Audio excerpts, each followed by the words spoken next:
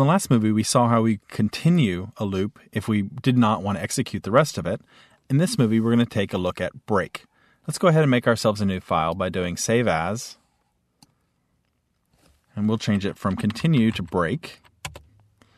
And we'll go ahead and change the top to be break. But unlike a lot of the other times, I'm going to go ahead and leave the function on the screen that you see there. So I can go ahead and save that. Now, the easiest way to show you what break will do is just to change continue into break. Now, it'll do exactly the same thing that continue did, but instead of getting that magic number of 5 and then just skipping the rest of the commands, it's actually going to break out of the loop at that point. Let's go ahead and save it and run it and see what happens. Remember to bring up break instead of .php instead of continue.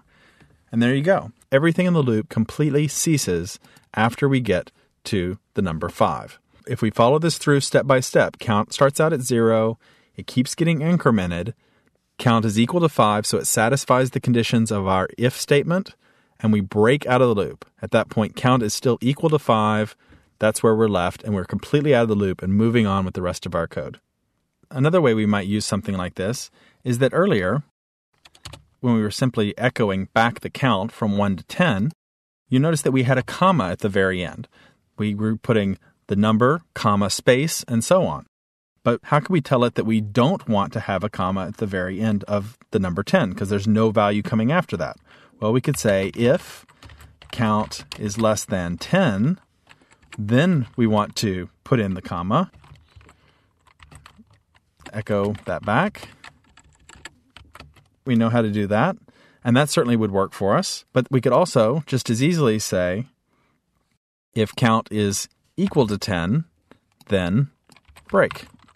We're done. And then we would just need to break up our echo statement from above so that the comma was actually being printed below our break and not above it. There we go.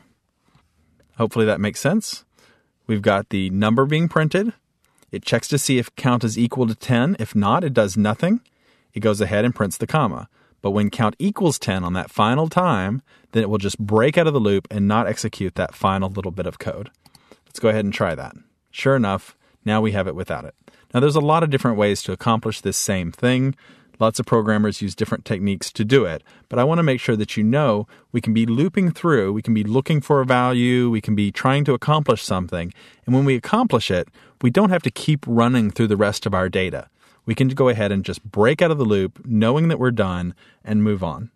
So now that we understand the 3 different types of the loop structures, and we know how to continue and break, the last thing I want to do before we move on is to look at while loops one more time and talk about pointers and how pointers work, because they're going to become important when we start working with databases.